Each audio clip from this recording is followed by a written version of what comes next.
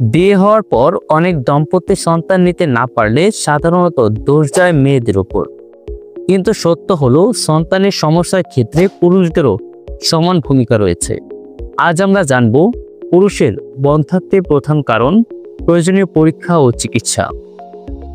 পুরুষদের বন্ধ্যাত্বের প্রধান কারণ স্পার্ম কম বা দুর্বল হওয়া, হরমোনের সমস্যা, ভেরিকোসেল, ধূমপান, অ্যালকোহল ও অতিরিক্ত গরমে থাকা, স্থূলতা বা অনিয়মিত জীবনযাপন, দীর্ঘদিন স্ট্রেস। প্রয়োজনীয় পরীক্ষা। পুরুষদের বন্ধ্যাত্ব শনাক্ত করতে সাধারণত 3টি পরীক্ষা করা হয়: সেমিনাল অ্যানালাইসিস, স্পার্ম কাউন্ট ও কোয়ালিটি পরীক্ষা, hormonal test, testosterone, FSH, LH, scrotal ultrasound, varicocele বা অন্যান্য সমস্যা দেখতে। চিকিৎসা।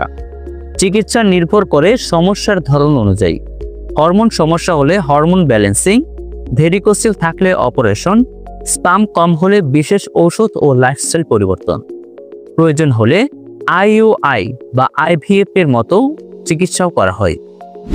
লাইফস্টাইল পরিবর্তন: ধূমপান, অ্যালকোহল পরিহার, নিয়মিত ব্যায়াম, ওজন কমানো, পুষ্টিকর খাবার এগুলো দ্রুত উন্নতি এনে দেয়। পুরুষের বন্ধ্যাত্ব নিরাময়যোগ্য।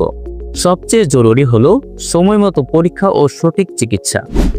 সুস্বাস্থ্য ও সচেতন জীবনের আরও তথ্য পেতে সুসেবা অনলাইন হসপিটাল এবং সুসেবা ফেসবুক পেজের সাথে থাকুন।